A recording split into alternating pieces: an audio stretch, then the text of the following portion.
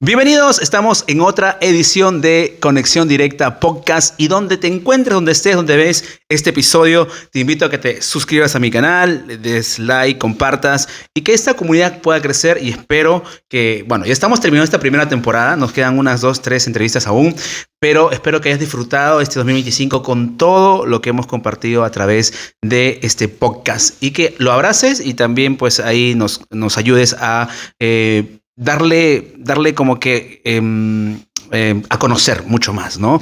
Y en esta oportunidad estoy contento porque tengo un amigo que le venía insistiendo, oye, cuando grabamos, oye, date un tiempo.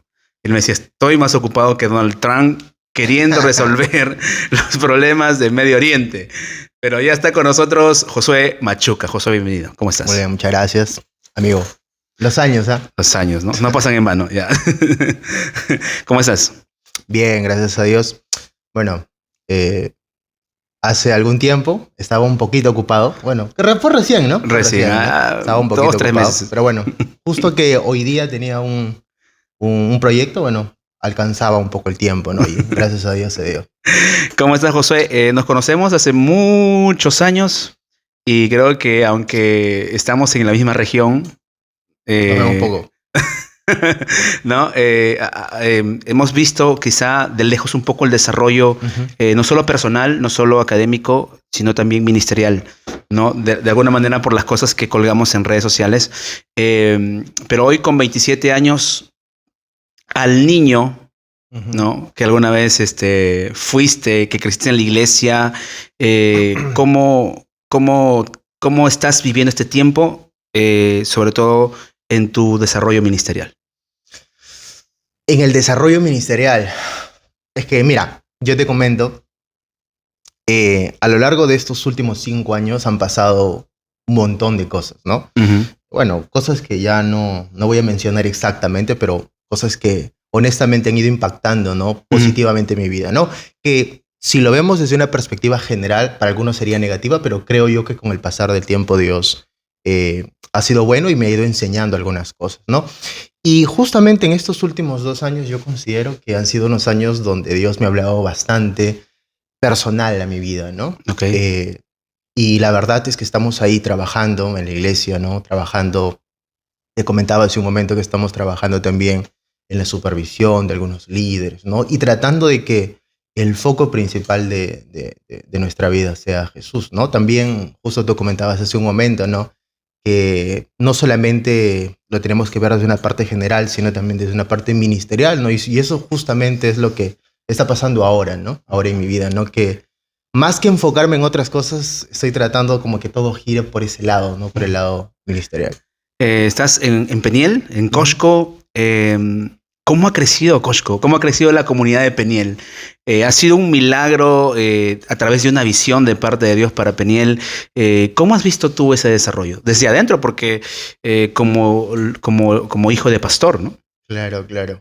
Mira, a ver, yo a Costco, nosotros, mi familia como tal es de Chimbote, ¿no? Mi papá es de un pueblo llamado Progreso, ¿no? Claro, y mi mamá es de La Victoria, ¿no? Por ahí pegado al 2 de mayo, ¿no?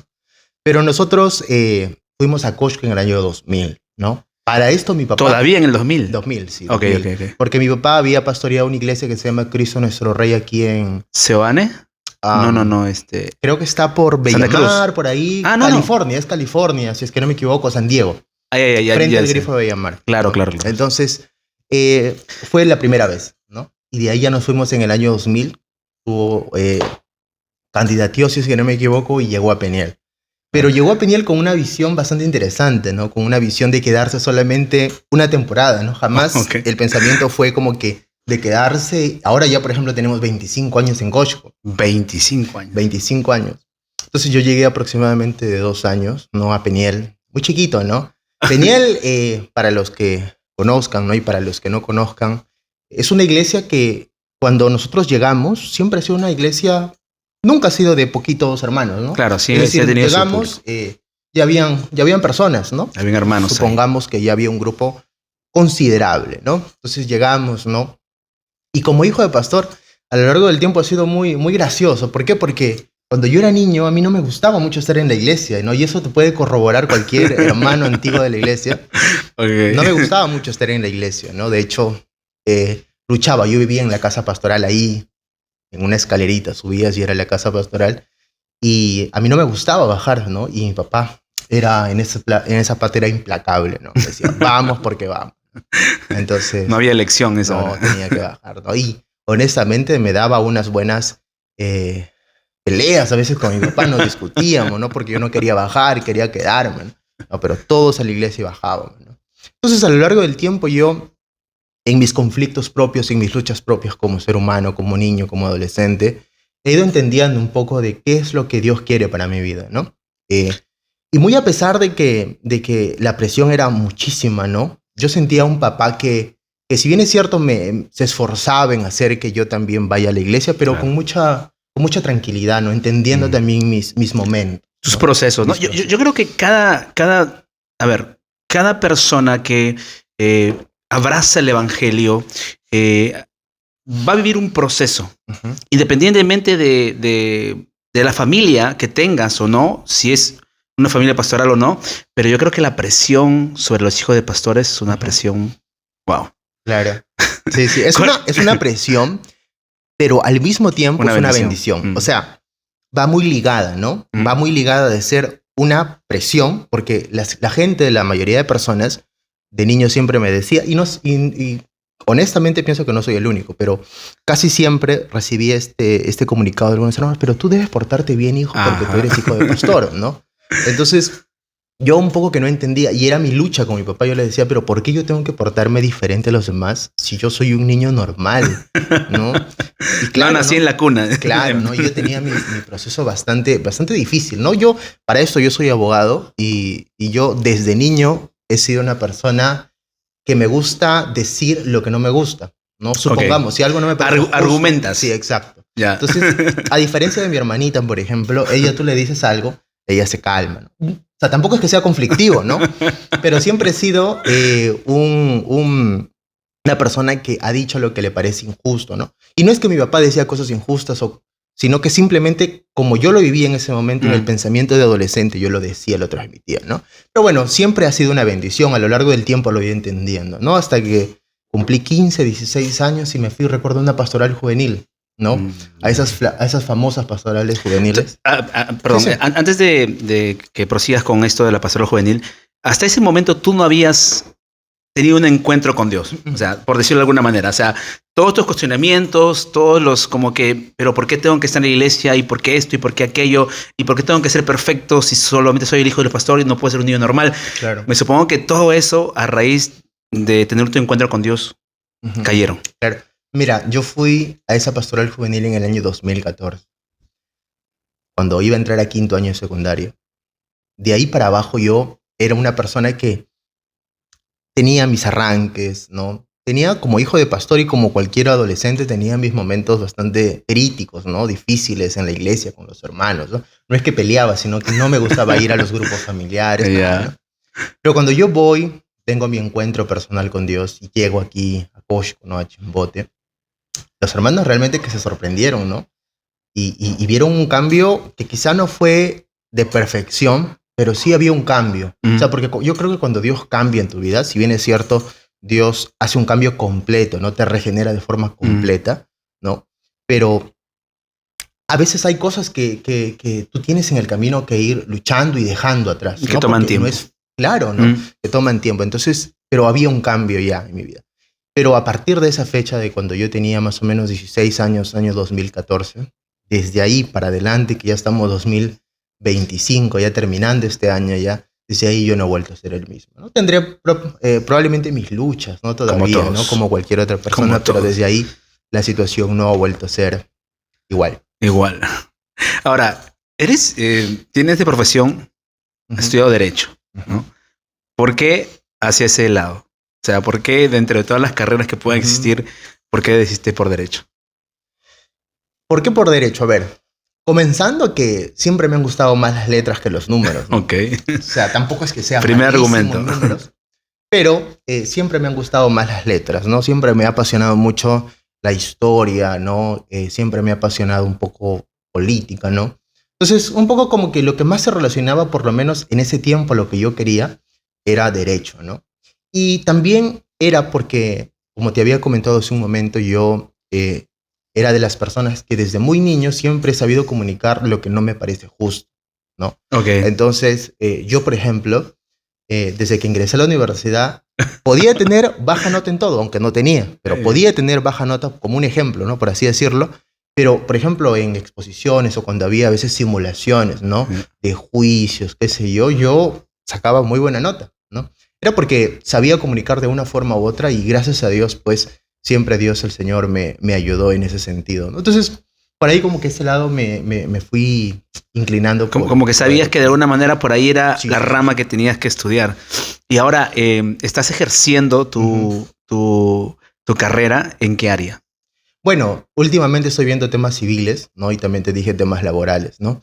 Y es una bendición, ¿no? Yo siento que es una bendición. El derecho es una carrera que, aunque algunos la critican así bastante fuerte, yo siento que el derecho es una carrera bastante hermosa, ¿no? Bastante, por lo menos desde mi perspectiva, bastante apasionada para los que le gustan, porque defendemos causas justas, ¿no? Entonces, el hecho de defender causas justas, creo que nosotros tenemos un gran ejemplo, por lo menos los cristianos, tenemos un gran ejemplo que es Cristo, ¿no?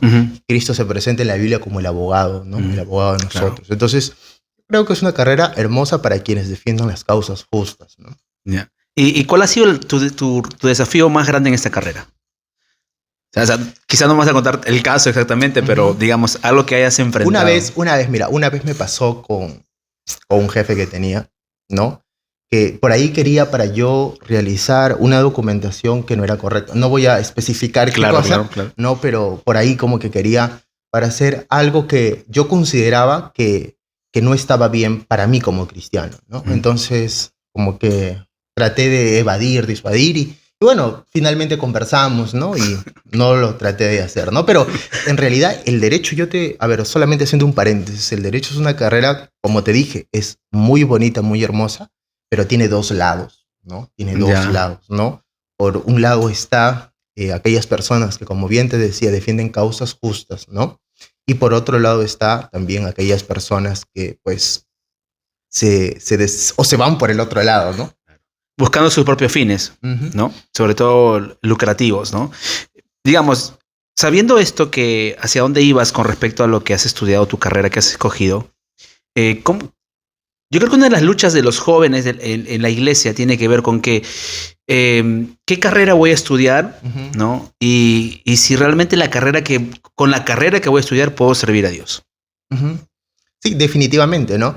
De hecho, una de las cosas que yo siempre digo a los jóvenes de mi iglesia, a los chicos de mi iglesia, es de que con la carrera que nosotros tenemos, esa carrera debe ser un canal para nosotros llevar el mensaje, ¿no? Por ejemplo, yo en muchas oportunidades he visto a señoras, por ejemplo, a veces me tocaba, ¿no? Cuando estaba en un estudio, me tocaba que venían a veces señoras con problemas a veces de abandono de hogar, ¿no? Por parte de sus esposos, ¿no? Pensión, ¿no? Señoras que pues probablemente el tema económico no es que lo tenían, ¿no? A gran escala, ¿no? Pero ahí tratando de también aconsejarle desde el aspecto legal, pero también llevar un poco el mensaje de Cristo, ¿no? Y así me ha pasado en muchísimas otras personas. Hay un conflicto muy marcado con respecto a los que de alguna manera están en la iglesia y quieren ser profesionales y dicen, pero no puedo, ¿cómo voy a vincular mi carrera? Y creo que cuando sirves, como lo que tú estás hablando, sirves a alguien, al prójimo, estás hablando, estás siendo un mensajero del Señor también, porque Jesús vino a servir, ¿no? Claro. Y de todas nuestras carreras profesionales o a lo que nos dediquemos en nuestra vida hasta que el Señor venga, creo que es nuestra manera de decir que somos cristianos y es a través de nuestro servicio. Definitivamente. Ahora, ¿cuál es, digamos, dentro has sido también tú líder de jóvenes en tu iglesia, ¿no? Sí. ¿Y cómo ha sido esa etapa? Bueno, a ver, ser líder de jóvenes. Recuerdo que la primera vez que me ponen de líder de jóvenes era bastante extraño porque yo tenía 19 años. 19 años tenía. Era un jovencito, ¿no? Un jovencito liderando jovencitos, ¿no? Las primeras veces era difícil un poco porque a veces yo conversaba con ellos y a veces yo sentía que no me respetaban.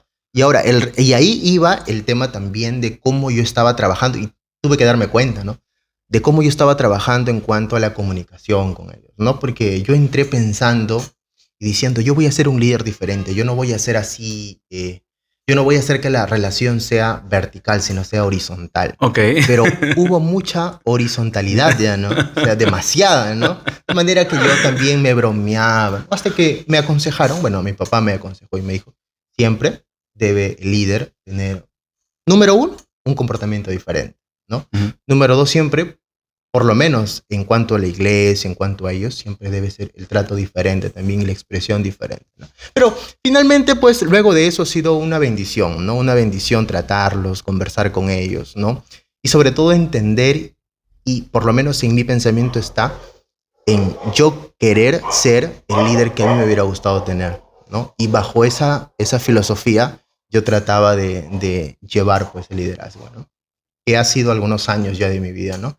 Y ahora, bueno, ya que ya no estoy directamente vinculado con los chicos, con los jóvenes, ya desde ahora ya lo veo desde otra perspectiva, ¿no? Pero igual es una etapa bastante bonita. Claro que sí. Estábamos charlando antes de comenzar el Ujú. podcast acerca de las visiones que ciertas congregaciones toman para el extendimiento del reino de Dios, ¿no? Ujú. Y no todas a veces funcionan en las iglesias, ¿no? Ujú. Hay determinadas maneras de trabajar, ¿no? O visiones, como se les llama. Bueno, como tu labor como dentro de Peniel ahorita, que se ha desarrollado a través de los grupos familiares, cuál es el, digamos, el eje central que ha dado el crecimiento y el desarrollo hoy por hoy de Peniel? Específicamente y puntualmente son los grupos familiares, ¿no? Los grupos familiares es una estrategia bastante interesante, ¿no? Hay algunos precursores de los grupos familiares, por ejemplo está Yonggi Cho, sobre Mm, todo también está la escuela colombiana, ¿no? mm, Pero cuando llega a Peniel, llega aproximadamente en el año 2009, la capacitación a mi papá, y mi papá creo que lo pone en práctica 2010, 2011, no me acuerdo bien. Pero nosotros ya veníamos trabajando con células. Siempre Peniel, por lo menos desde que llegó mi papá, si es que no me Células. equivoco, ha trabajado con células, ¿no? Pero igual era el cambio, ¿no? Era el cambio de células, de transicionar a células a transicionar a grupos familiares, ¿no? Y ha sido una bendición. Los primeros años, Percy, ha sido bastante difícil, sobre todo para mi papá, ¿no? Porque es implantar o conocer una visión que es desconocida para la mayoría de personas de Exacto. ese momento, ¿no? Es enseñarles el trabajo, ¿no? Porque, por ejemplo, en grupos familiares se trabaja de la siguiente manera. El pastor se reúne con los supervisores generales, el supervisor general se reúne con los supervisores auxiliares, y los supervisores auxiliares se reúnen con los líderes directos de grupos familiares, ¿ya? Esa es una reunión de martes después del culto de oración. El miércoles, el líder planifica todo lo relacionado a lo que ha acordado con su supervisor en los grupos familiares, ¿ya? Es decir, en las casas, ¿no? Da los anuncios, ¿no? Y el sábado es la ejecución de lo que han planificado el día miércoles, ¿no? Y cada sábado es una noche evangelística en un punto diferente de la ciudad, ¿no? Claro, De manera que eso a nosotros nos ha dado un resultado tremendo, ¿no? claro. Por ejemplo, te contaba que recién el domingo fue, en este caso, nuestro cierre de ciclo. Nosotros trabajamos con dos ciclos, ¿no? El ciclo de evangelismo y el ciclo de consolidación. Y en el ciclo de evangelismo lo cerramos con el Día del Amigo, ¿no? Imagínate, de todos los grupos familiares que tenemos, cada uno trae ¿Cuántos 5, grupos son? 4, somos 20, si es que no me equivoco, grupos 20. familiares, Ok. con proyección, Dios lo permita más, pero cada grupo familiar trae amigos, ¿no? Y es una bendición porque no solamente los amigos llegan a la iglesia, llegan al grupo familiar, ¿no? Ujú. Y luego esos amigos son consolidados, ¿no? Por cada líder, ¿no? De manera que el ejemplo más claro que nosotros ponemos es cuando Moisés estaba saturado de todo el trabajo, Exacto. ¿no? Y Moisés Y llega, delega, ¿no? claro, llega su Delega el suegro, trabajo, exacto, Jethro. ¿no? A los 70 ancianos. Entonces, Exacto. delega. Entonces, el trabajo de los grupos familiares básicamente es eso, delegar, ¿no? Yo te delego, ok, yo veo potencial en ti, voy preparándote. Entonces, mira, lo interesante de los grupos familiares es que promovemos a todas las personas, ¿no? Claro. Supongamos, ¿no? Es un grupo los grupos familiares siempre se inician con grupo alma, ¿no? Con su líder, su asistente, hermanos mayores, ¿no?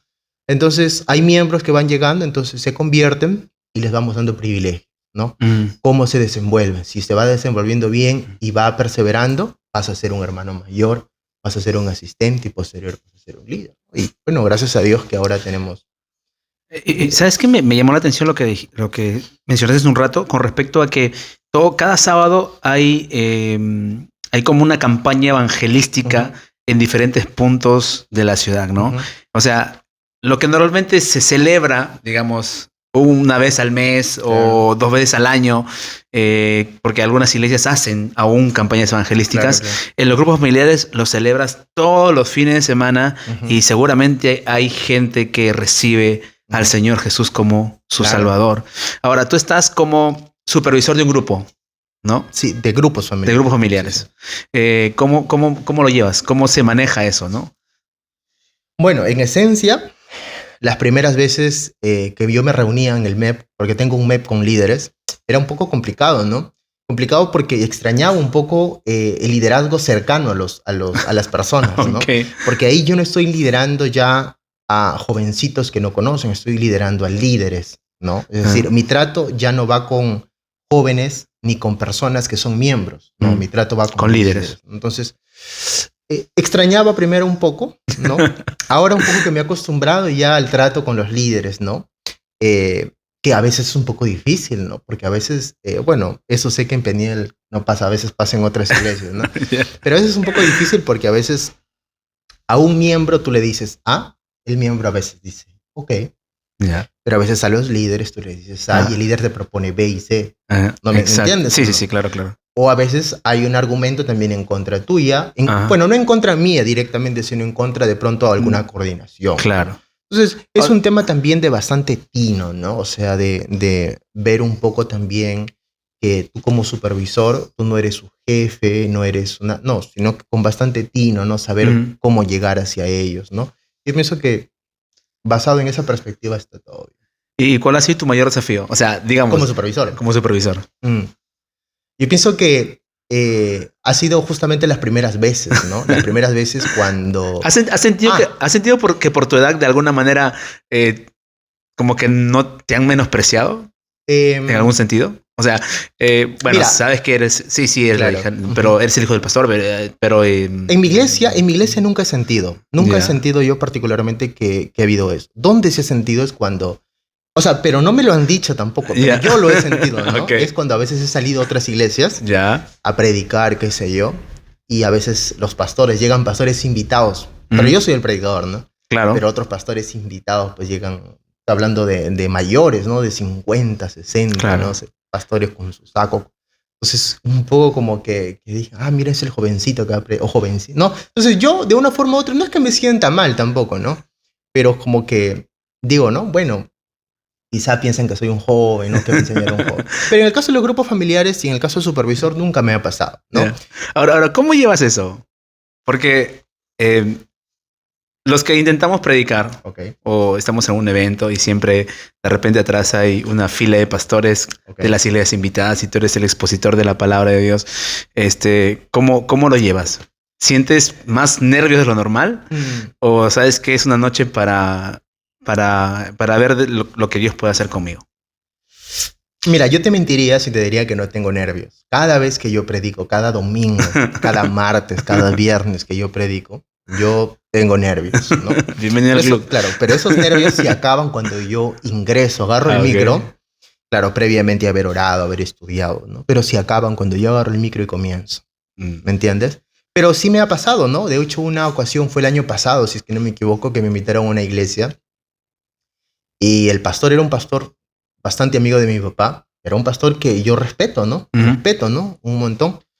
Pastor muy versado, muy conocedor de la palabra. Pero eso a mí un poco que no me causaba nervios, ¿no?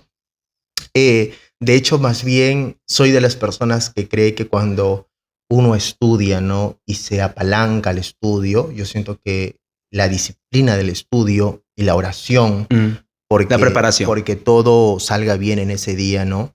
Para que tú puedas predicar bien, exponer bien, creo que vence los nervios, ¿no? Puedes tener nervios en la primera parte, pero yo siento que si tú has estudiado bien, pienso que... Cuando dominas tu tema, sí, claro, cuando consideras que espiritualmente te has preparado? Diría yo que, por ejemplo, a lo desconocido yo le tengo más nervios que a lo conocido. Vamos a suponer, ¿no? Por ejemplo, esa entrevista me da más nervios que agarrar un micro y estar en un punto y predicar. Porque no sé, o sea, no sé muy bien, no sé si me vas a entender. Sí, todos los tenemos miedo a lo desconocido. De alguna manera enfrentamos a lo que no nos es familiar, claro, y de repente decimos, como que tomamos nuestras precauciones y estamos ahí con el freno de mano. Pero es parte de... Ahora, hablaste cuando en tu etapa de líder de jóvenes cuando tenías 19 años. Eso fue hace 9 años, no, 8 años atrás, más o menos. Sí, ya. ¿Cuánto crees que ha cambiado el ser líder de jóvenes? ¿Y qué líder de joven necesita esta generación? Porque tú dijiste, cuando asumí el liderazgo de jóvenes, siempre pensé que quiero ser el líder de jóvenes que quise tener. Ok. Ya, entonces, la pregunta es, ¿cómo ves el liderazgo de jóvenes en este tiempo? ¿Y qué clase de líder necesita la generación de este tiempo? Mira, yo pienso que los líderes de jóvenes actuales, sobre todo digo los jóvenes, no los líderes, porque incluso creo que hay líderes de jóvenes de algunas iglesias que son mayores, ¿no? Tienen 50, ¿no? Sí. Pero siento que los jóvenes hoy en día han transicionado positivamente, ¿no? Por ejemplo, siento que ahora existe mucho la empatía, la horizontalidad, ¿no? ¿Te acuerdas que se estaba hablando? Yo ya fui mucho con la horizontalidad, ¿no?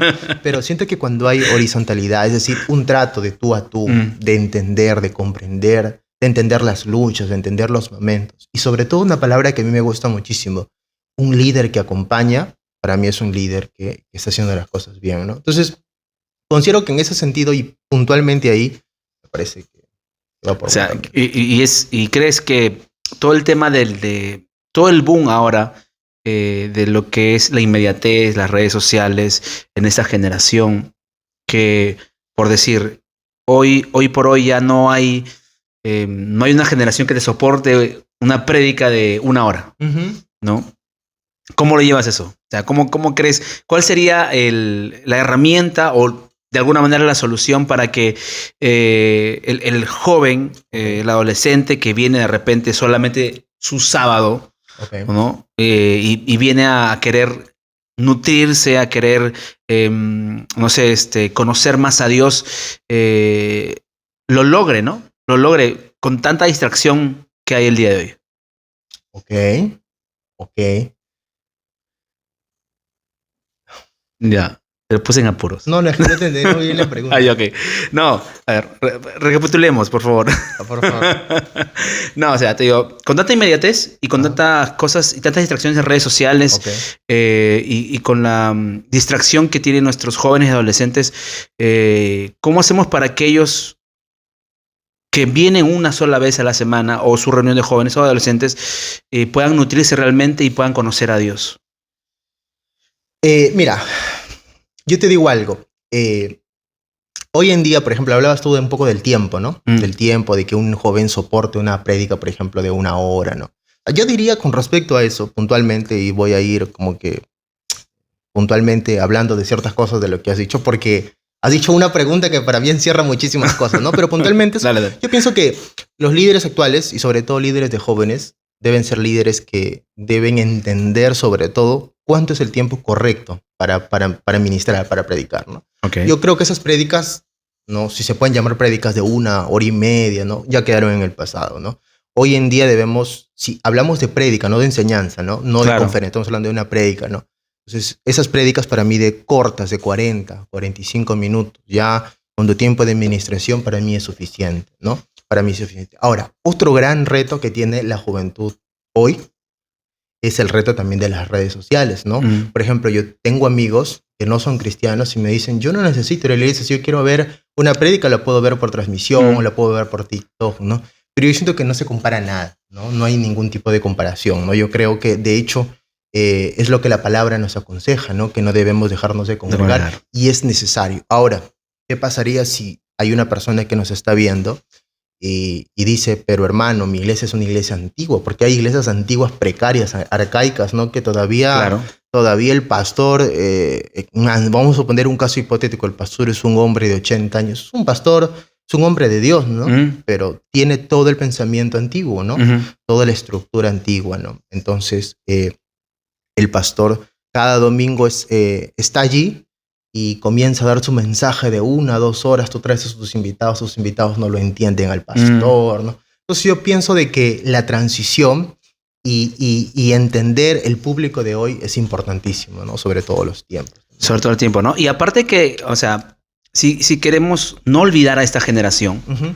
si queremos no olvidar a esta generación, yo creo que tenemos que actualizar los métodos de poder, de cómo poder comunicar y transmitir el mensaje de Dios, ¿no? Porque el mensaje no va a cambiar nunca. Ok. Sino que hay un desafío muy grande, como tú dices. A veces hay líderes de jóvenes en algunas iglesias que son muy tradicionales, que tienen 50, 45 o más de 50 años, y ellos están aún están preparando el servicio para sus jóvenes, sus adolescentes, de la manera como lo aprendieron y desfasados en el tiempo, Ujú. ¿no? Y es un gran desafío y un gran reto poder ser los líderes para esta generación. Ahora, hay un tema también de formas y fondo, ¿no? Mm. O sea, las formas pueden ir variando, en el tiempo van a variar. De hecho, hay una frase que me gusta a mí mucho y es iglesia reformada siempre reformándose, ¿no?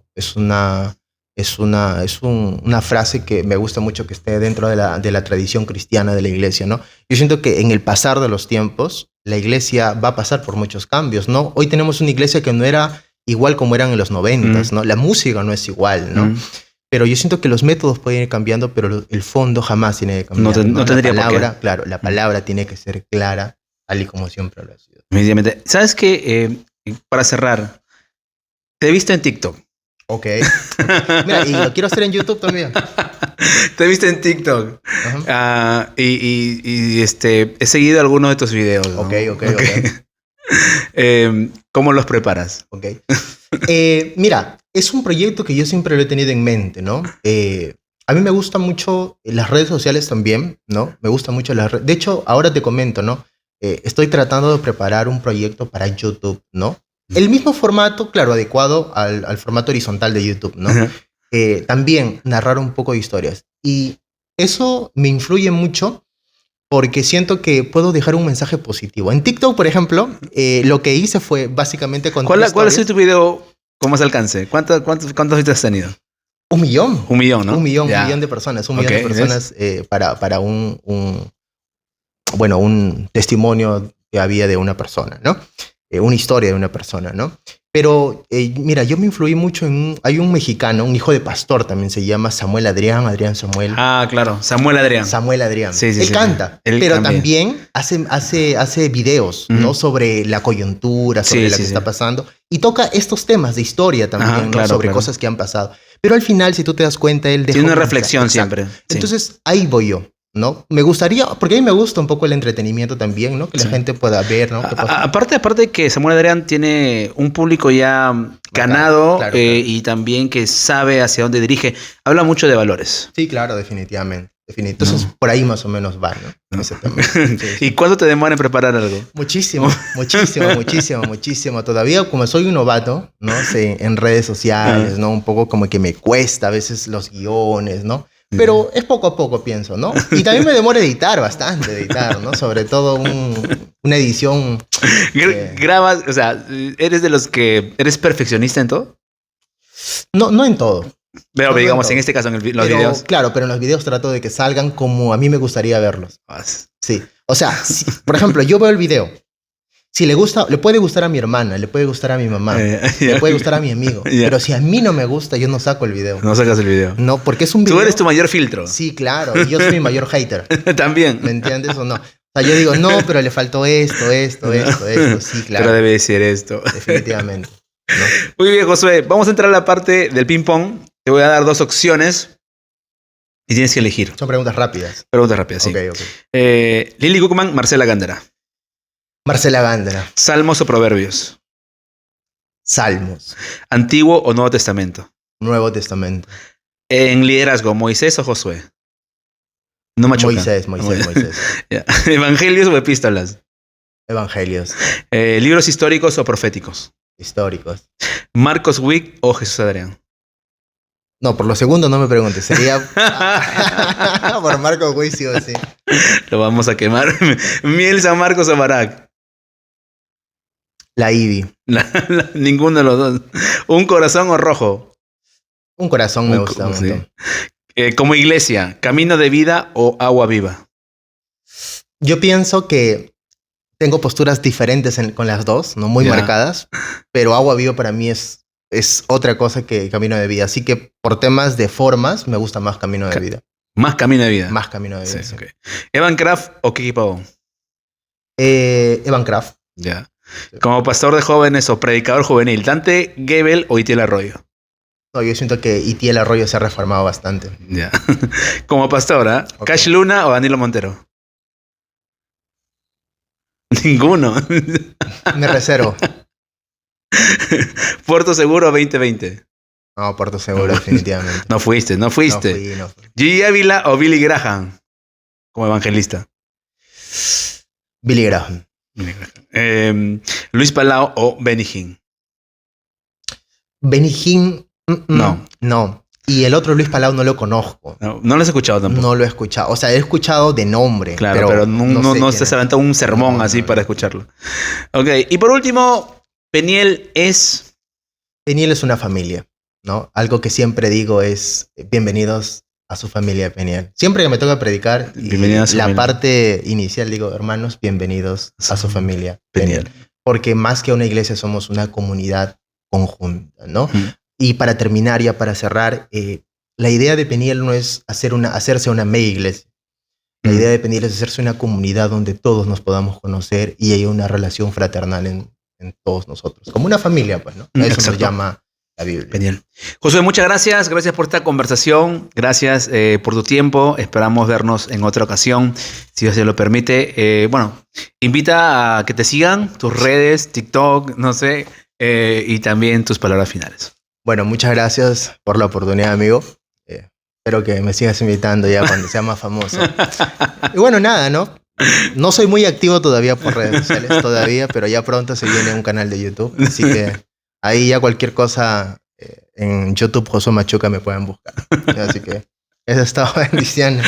Gracias. Dios le bendiga. Disfruten este episodio con Josué Machuca. Hasta la próxima.